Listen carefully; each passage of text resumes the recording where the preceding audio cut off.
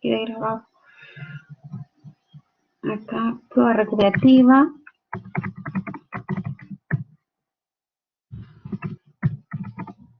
Prueba recuperativa, entonces, el 15 de diciembre a las 11 horas.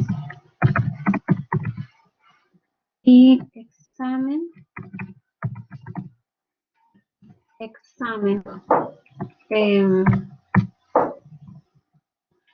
Déjenme mirar.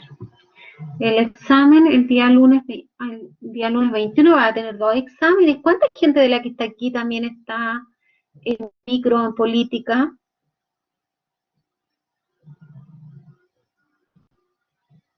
Tiene 2 pruebas además el día 21.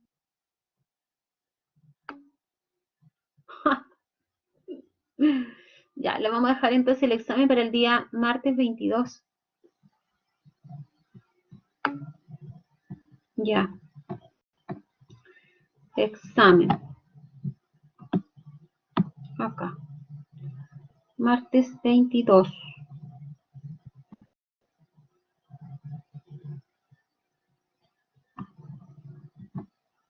Ay, no puedo escribir ahí.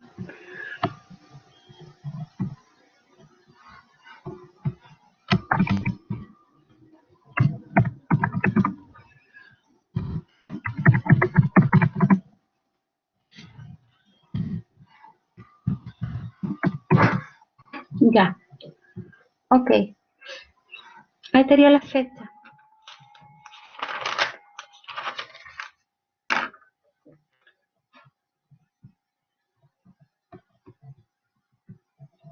Bien. Dicho eso entonces, ¿cómo les fue ayer? ¿Tuvieron oportunidad de hacer el repaso?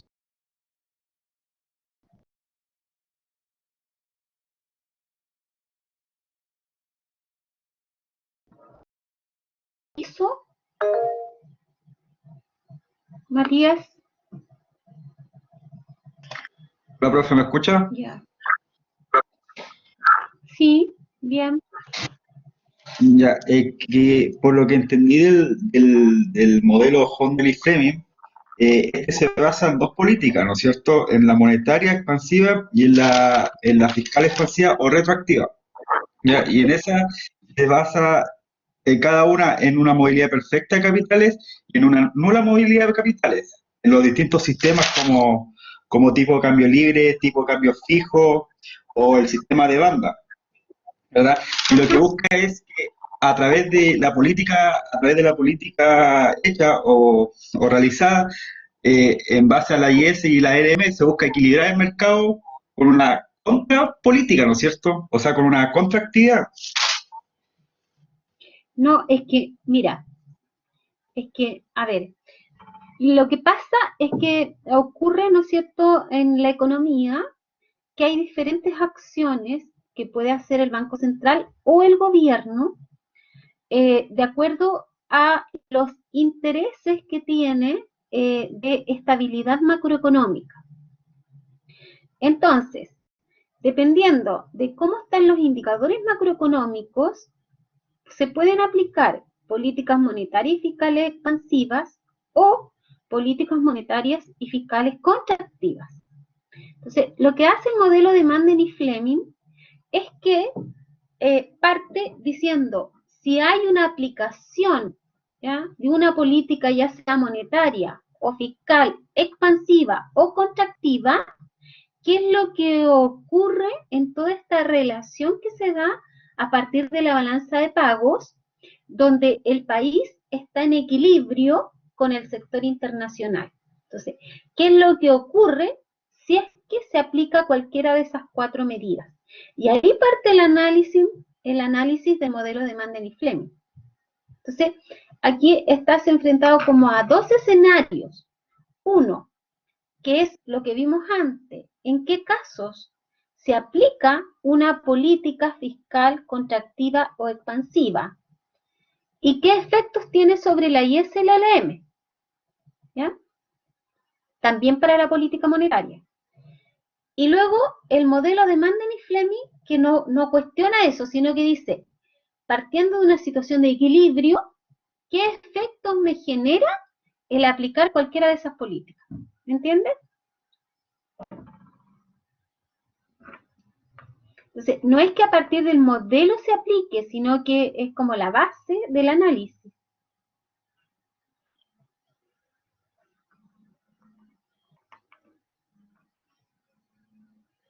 ¿Se entendió? Vale.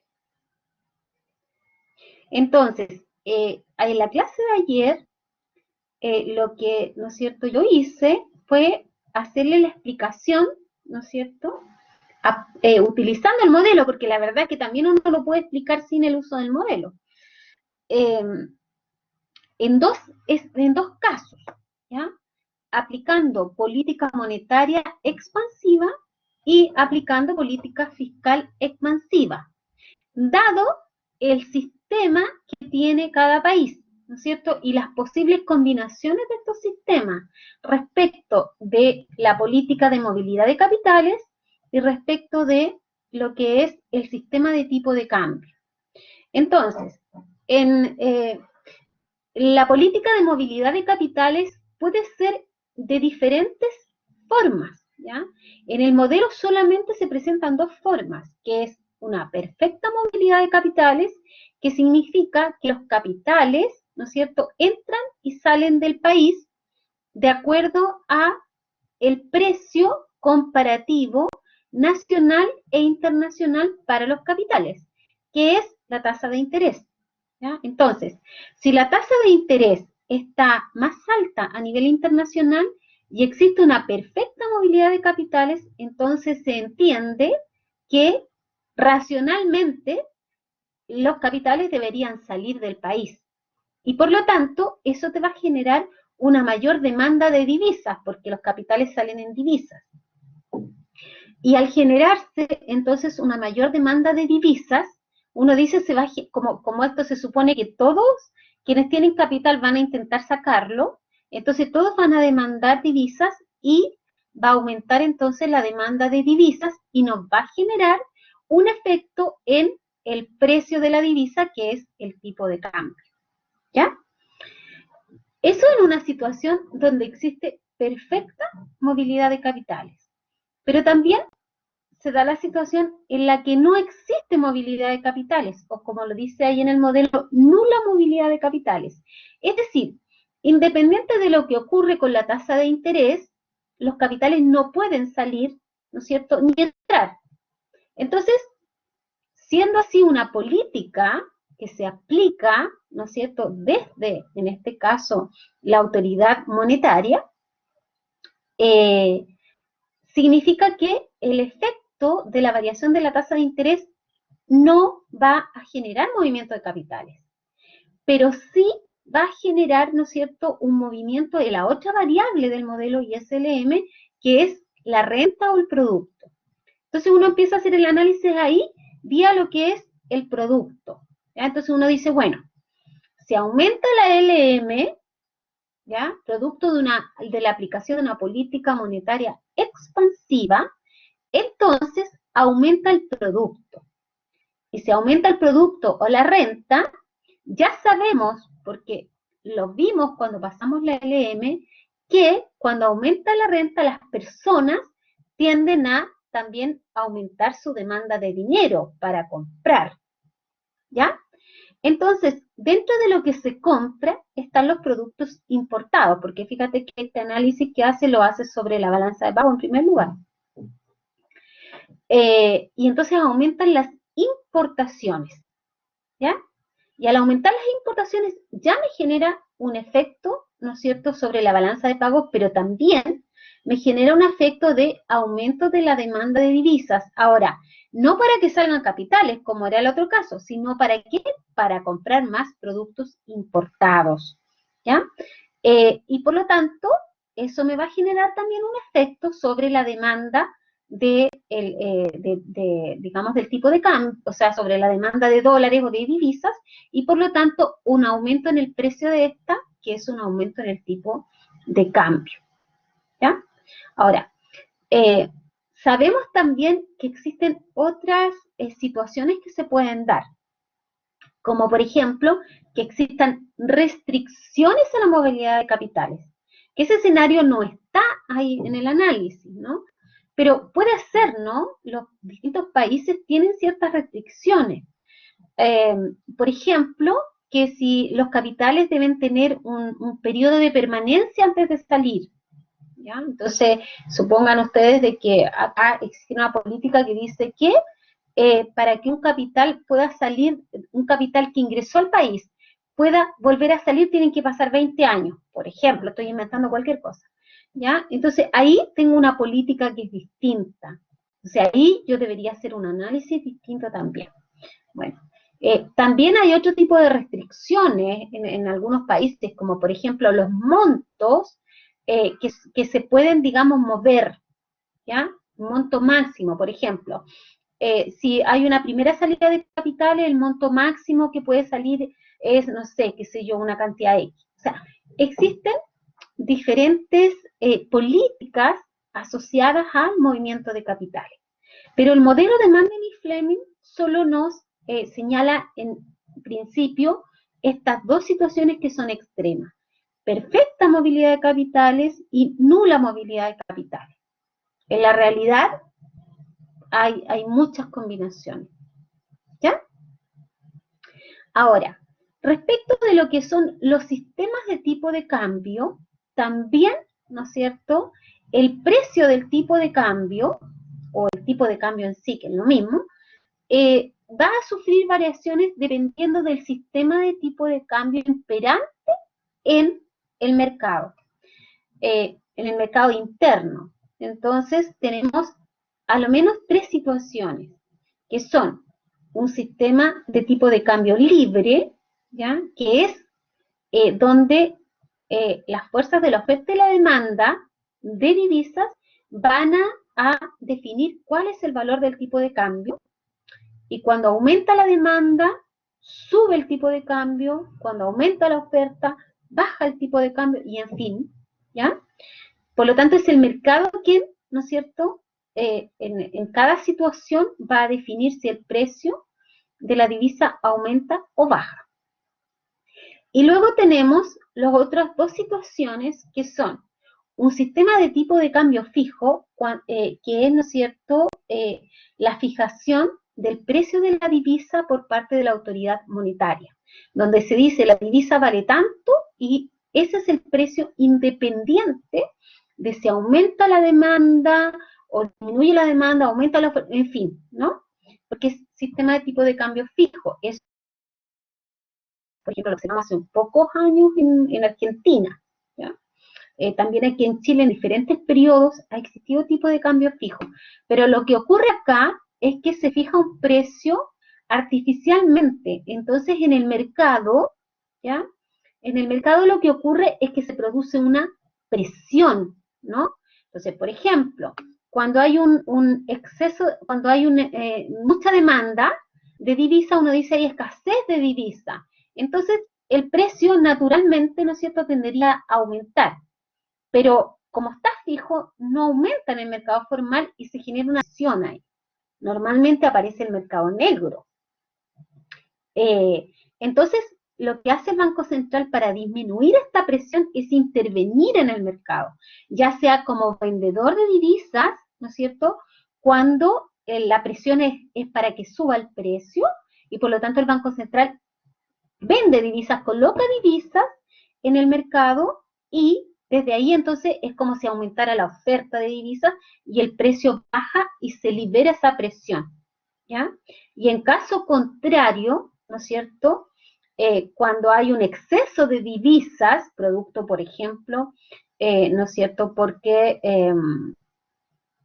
disminuyeron las importaciones, nadie está demandando divisas, entonces en esa situación, ¿no es cierto?, teniendo un sistema de tipo de cambio fijo, el Banco Central, la presión va a ser hacia la baja, porque nadie quiere dólares y los dólares se mantienen caros, digamos, comparativamente con lo que haría el mercado, y por lo tanto en ese caso el Banco Central lo que hace es sacar divisas para que en el mercado el precio esté relativamente ajustado al valor fijo que han definido. ¿Ya? Entonces, ahí tenemos dos sistemas de tipo de cambio. Y luego está el sistema de la banda de precios, que también en múltiples ocasiones los países definen banda de precio. Entonces dicen, el precio máximo de la divisa va a ser, por decir, 8.50 y el mínimo va a ser 600. Su banda de precio y actúa el mercado naturalmente mientras se encuentra el precio de la divisa o el tipo de cambio entre 600 y 850. Pero en la medida que topa cualquier borde, el Banco Central interviene como vendedor o como comprador de divisa, para efectos de que, ¿no es cierto?, exista la cantidad apropiada para que el tipo de cambio se mantenga dentro de la banda. Entonces, esos son los tres sistemas. Ahora, el modelo de Manning y Fleming nos muestra solo con sistema de tipo de cambio libre y con sistema de tipo de cambio fijo, pero nosotros avanzamos ayer un poco más para efectos de la comprensión y el análisis de ustedes, en también ir paralelamente analizando qué ocurriría en una situación de tipo de cambio de banda de precios. ¿Ya? ¿Se entendió?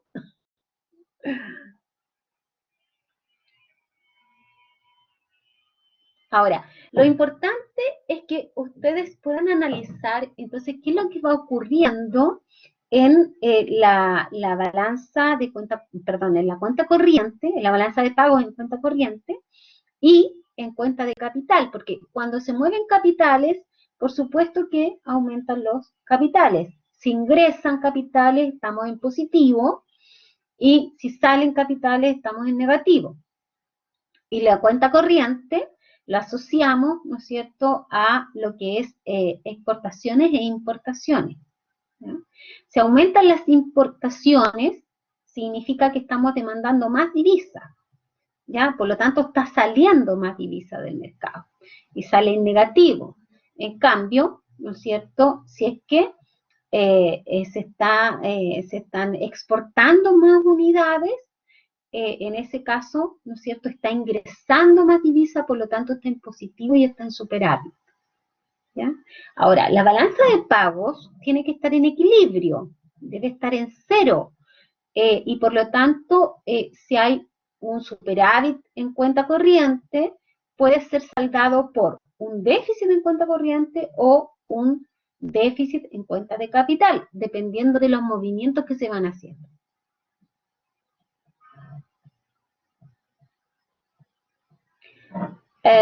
Bueno, eso es lo que nosotros explicamos ayer. Entonces la tarea era que ustedes hicieran como el mismo análisis, pero ahora aplicando política monetaria y fiscal contractiva. Porque genera, digamos, efectos diferentes. Y dado una perfecta movilidad de capitales y nula movilidad de capitales, y dado los diferentes sistemas de tipo de cambio.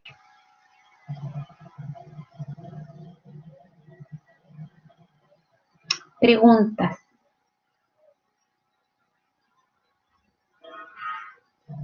¿Hay preguntas o no?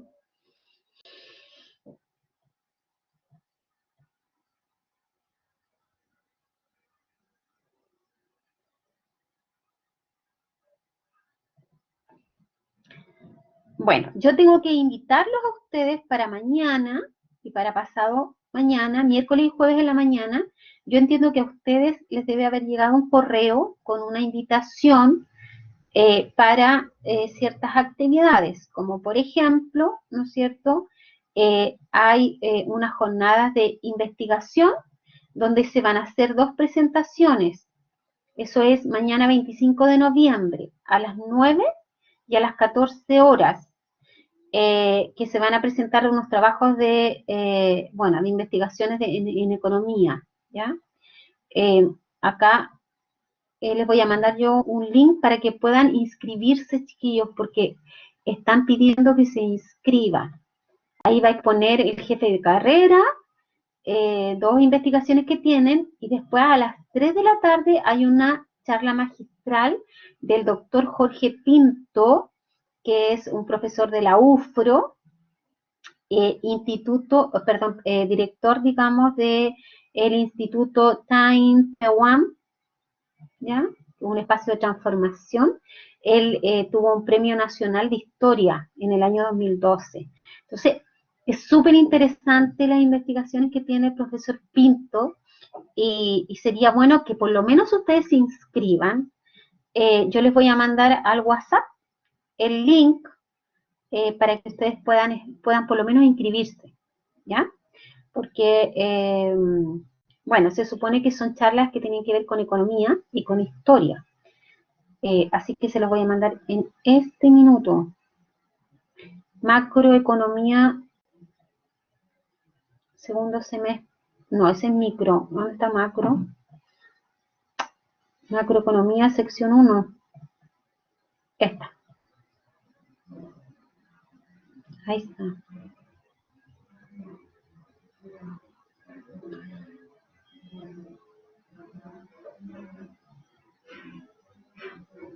Inscribirse y participar en estas charlas. Jornadas. ¿Sí?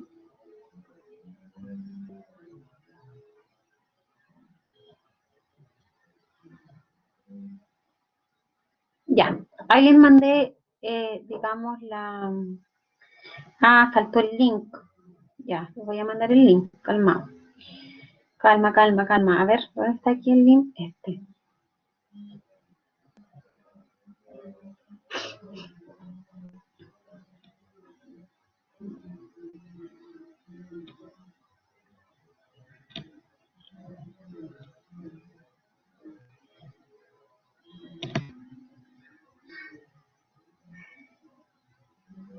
Ya, ya chicos. Bueno, preguntas.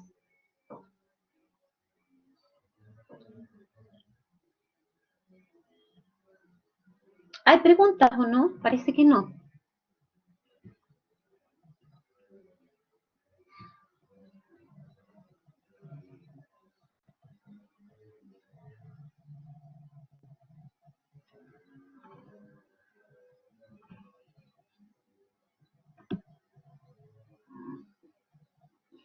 A ver, estoy buscando en nuestro PPT.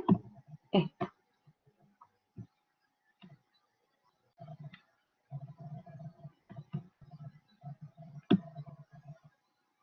Importante es que ustedes puedan relacionar, digamos, todo lo que está detrás del modelo ISLM, ¿no? Por eso es que nosotros vimos, a ver, voy a detenerme un poco porque es importante comprender, por ejemplo, ¿no es cierto? Cuando nosotros hablamos de la IS, automáticamente nos vamos hacia atrás y pensamos desde dónde viene esa IS. La IS es una representación de los equilibrios que se dan en el mercado de bienes, ¿ya? Entonces, al decir esto, nosotros decimos, bueno, ¿y cuáles son las variables en este mercado de bienes? Entonces, es lo que está definido a través de la demanda agregada y por lo tanto, ¿cuáles son las variables de la demanda agregada? Son el consumo, la inversión, ¿no es cierto? El gasto del gobierno, las exportaciones netas, ¿ok? Dicho eso, entonces tengo yo un conjunto de variables. ¿Cómo se aplica una política fiscal expansiva? Bueno, utilizando las dos variables, porque política fiscal automáticamente hablamos de fisco, ¿no? Poder ejecutivo, quien aplica la política fiscal. Entonces dice expansiva, bueno, entonces puede ser que aumente el gasto. Ahora, eso lo decimos en esta teoría, pero cuando nosotros hacemos la aplicación, entonces uno puede decir, por ejemplo, el gobierno adelantó las licitaciones en ejecuciones de puentes. ¿Qué es eso? Bueno, eso es política fiscal expansiva. ¿Me entiendes? Está acelerando las compras que tiene que hacer. ¿Me entiendes? A ver, alguien preguntó algo.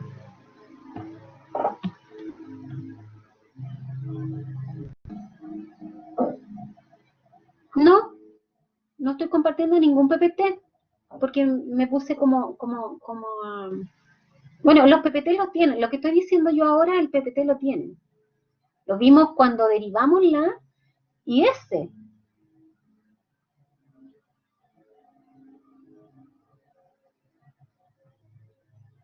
Ahora, por ejemplo, si yo digo, hay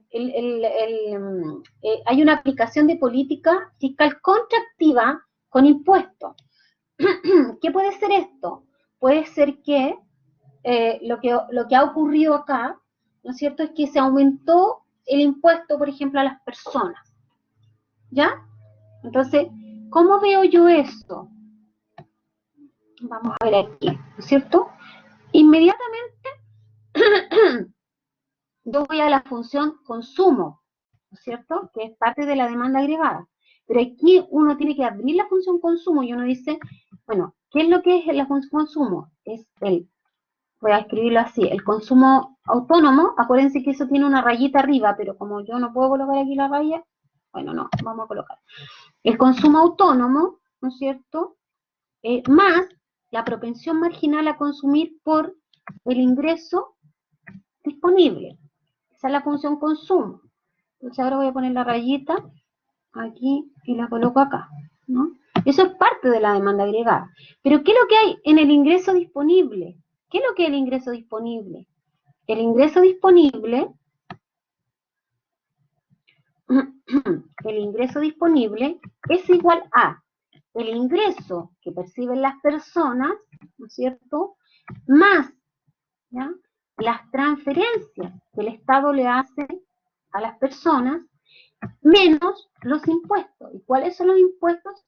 Los impuestos es la tasa de impuesto multiplicado, ¿no es cierto?, por el ingreso de las personas.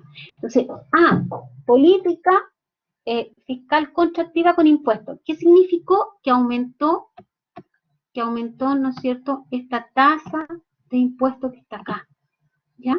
Y por lo tanto, el ingreso disponible fue menor.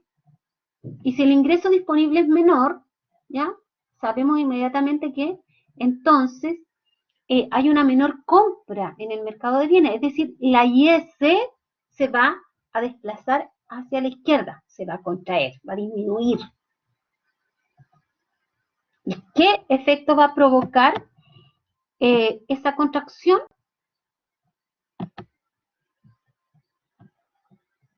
Tenemos ahí, ¿no es cierto?, la curva IS, tenemos ahí la curva LM, y tenemos acá la situación de equilibrio inicial, ¿no?, antes de aplicar la política.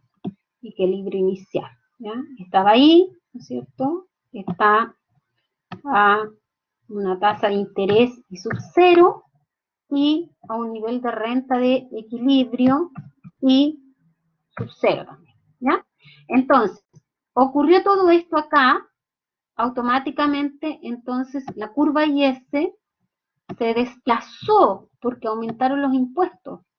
¿Hacia dónde? Bueno, pues hacia la izquierda, disminuyó. Vamos a colocar así, ¿no es cierto? Disminuyó la IS. Bueno, eso es una flechita, ¿ya? Disminuyó, más o menos ahí, ¿ya? ¿Y qué es lo que ocurrió entonces en este equilibrio inicial del modelo ISLM? Bueno, pues lo que ha ocurrido es que disminuyó, ¿no es cierto?, porque este sería el nuevo equilibrio, disminuye la tasa de interés, no, perdón, no es esa, es esta. Disminuye la tasa de interés y disminuye también la renta de equilibrio. Entonces, si estamos en una situación de libre movilidad de capitales, cuando bajó la tasa de interés a nivel nacional, comparativamente subió la tasa de interés a nivel internacional, y lo que tendería a ocurrir es que hay una salida de capitales, salen capitales hacia el exterior. Y si salen capitales hacia el exterior, entonces aumenta la demanda de divisas para sacar esos capitales, ¿ya? Entonces, tenemos un primer déficit en cuenta de capitales, ¿ya? Y por el otro lado tenemos, ¿no es cierto?, una escasez de divisas. ¿Qué es lo que ocurre en el mercado de las divisas? En el mercado de las divisas, Le vamos a poner aquí nombre. A ver, le vamos a poner aquí ISLM y acá le vamos a poner nombre mercado de divisas. ¿Ya? ¿Qué ocurre en el mercado de las divisas? Lo que ocurre, ¿no es cierto?, es que había también un equilibrio con una demanda y con una oferta, ¿ya? Y voy a colocar otro color aquí, un equilibrio inicial, ¿no? Un equilibrio, perdón, ya, no puedo borrar, me equivoqué de monito ya, ahí, más o menos, un equilibrio inicial, ¿ya? Con un valor, ¿no es cierto?, del tipo de cambio. ¿Fijan? Y aquí es una cantidad de divisa, así que es X, ¿no? Entonces, como producto de lo que está aquí arriba, ¿ya? Aumentó la demanda de divisas. Entonces, ¿qué pasa si aumenta la demanda de divisas? Voy a colocarle aquí un sur, ¿ya? Aumenta la demanda de divisas. O sea, la curva de demanda, ¿no es cierto?, aumenta, se desplaza hacia allá. ¿Y qué pasa con el precio de la divisa? Aumenta el precio de la divisa, ¿no? Porque el nuevo equilibrio se produce aquí y por lo tanto hay una mayor cantidad demandada y hay un tipo de cambio más alto, ¿no es cierto? Tipo de cambio 1, ¿ya? O sea, aumentó el tipo de cambio, aumentó el precio de la divisa. Y se aumentó el precio de la divisa. ¿Qué pasó con las exportaciones? Que las exportaciones, ¿no es cierto?, se pagan en divisas y al transformarlo a pesos es como si recibe más dinero. Por lo tanto, aumenta el monto asociado a las exportaciones. Y como en la demanda agregada tenemos que las exportaciones netas, aquí demanda agregada, ¿no es cierto?, igual al consumo más la inversión más el gasto más las exportaciones netas, que son las exportaciones menos las importaciones. Entonces, si yo digo están aumentando aquí las exportaciones, está en positivo. Significa que aumenta la demanda agregada, y si aumenta la demanda agregada, la curva IS aumenta. Y por lo tanto, si la curva IS aumenta, vuelve a, ¿no es cierto?, la posición inicial. ¿Se fijan? Sí, son como varios mercados que vamos analizando a la vez. Y en ese caso, entonces se salda con cuenta corriente, porque el efecto fue sobre las exportaciones.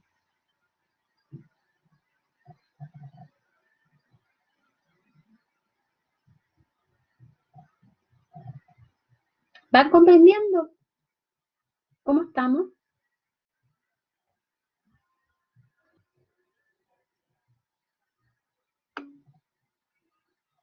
Vale. Bueno.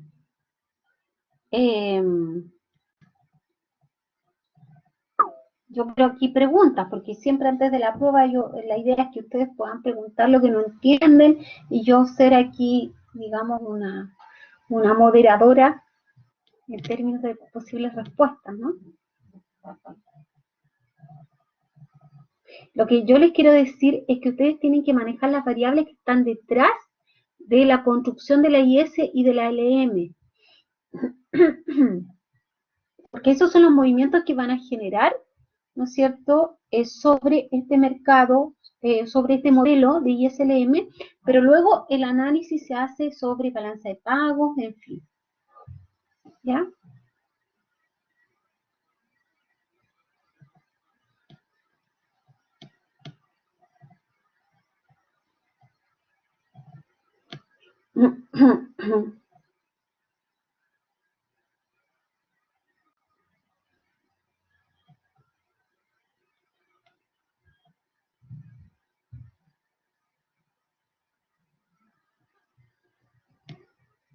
Ya, preguntas, chiquillos.